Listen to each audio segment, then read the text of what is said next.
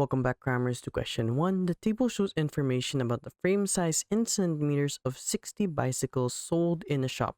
Write down the model class. Now, model is the most common. We can look at the frequency table and look for the highest value, which is 18.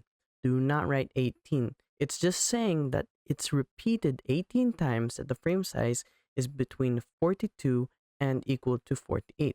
So this is our answer. So our answer is 42 is less than S, but less than equal to 48.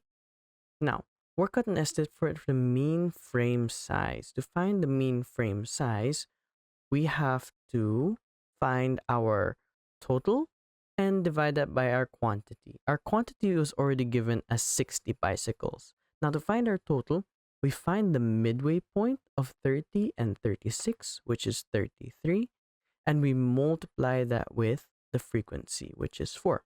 Again, the midway of 36 and 42 is 39, and we multiply with frequency, which is 14, 42, and 48, so that is 45 times frequency, which is 18, 48, and 54, halfway is 51 times 19, and 54 and 60, so that is 57 times 5.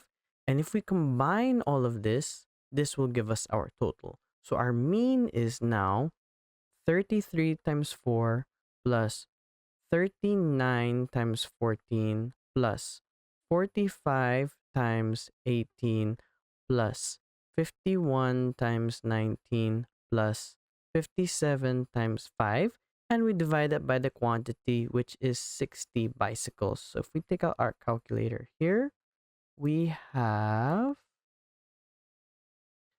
33 times 4 plus 39 times 14 plus 45 times 18 plus 51 times 19 plus 57 times 5, and we divide the whole thing by 60, which gives us 45.7. This is equal to 45.7, 45.7.